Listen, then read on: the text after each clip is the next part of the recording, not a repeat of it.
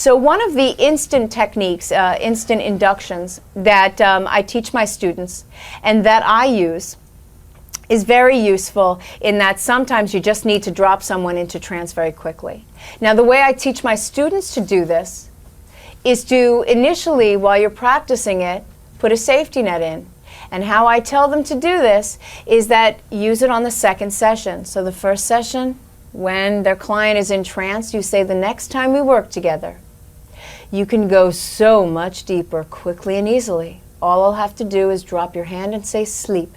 And your unconscious mind will take you so much deeper, quickly and easily. Now, what that does is it gives them a safety net. It's already a post-hypnotic trigger. It's a reinduction cue. But it gives them a place to practice this and get good at it.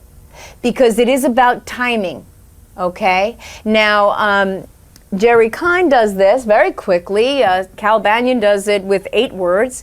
I sometimes will take more time, and here's why.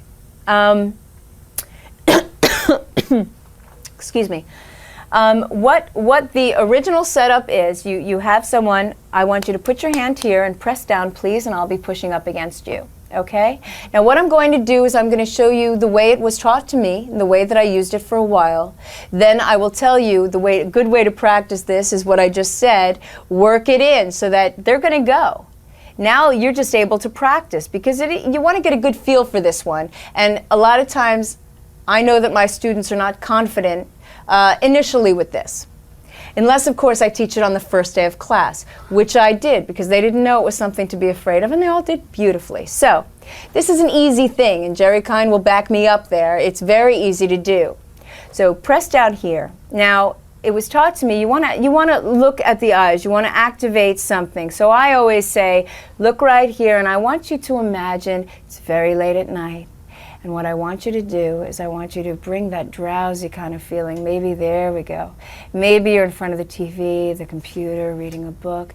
And people, wait till you see that sense in their eyes. And then you can say, that's right. And you can say, close your eyes. Now, I set it up. So I could just drop her hand and she'll drop. That happens. But what I like to do is back it up. I say, when I drop your hand and say sleep, your unconscious mind will take you down into a nice, comfortable space. Just go with it. It feels really good. Know that you're still the one in control, and you can always choose not to go. But if you want to, let's go. Keep pressing. That's right. And sleep as you go deeper, counting 10, 9, going down, feeling even better than you did a few moments ago. And you count down, and that's the induction. Now, if you want to come back up, nice, good, at your own rate and speed. Now that's the way I use it. Now if you use it the way I just suggested on the second session, you'll get a good feel for practicing, and then you'll be able to use it on the first session whenever you need to.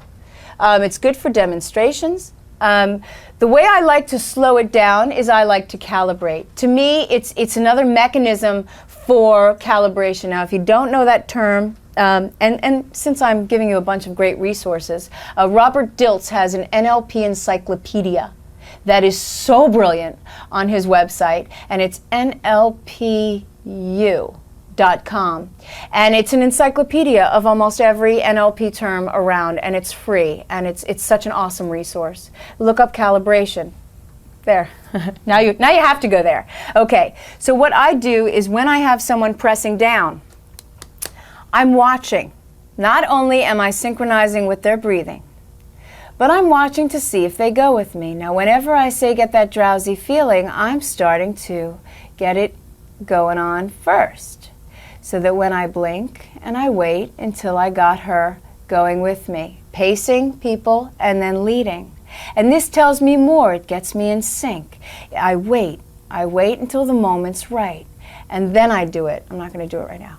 So that is another way of slowing it down. I know it's an instant induction, so please don't slow it down where it's, where it's no longer a speedy induction, but you might want to use it to gather more information non-verbally. How does she look when she's accessing that, the visual imagery? How does she look when she's accessing? So I might even ask some questions, all the while calibrating. Okay, so once again, I'm going to do this slow in case you haven't seen any other demonstrations of this. You ask them to push down on your hand, okay? And I push up. You ask them to focus here. You ask them to activate that imaginative part. There we go, right? And you keep them pressing. Now you're kind of overloading. You're telling them to look, think, activate, press down, don't stop pressing. So it feels really good when they get to let go. It feels really good. So keep pressing. That's right. That's right. And you can do this with their eyes open, or you can close your eyes now. Good. And keep pressing and go deep. Sleep, sleep, and go. And when I say sleep, she knows I don't mean sleep, sleep. I just use that word because we haven't found a better word that will tell the unconscious mind to just relax and feel really good. Because you're going to realize that even just by doing a demonstration like this, things have changed for you. And you'll be amazed and delighted when you go into those presentations you have coming up, and I will venture to say many more in the future.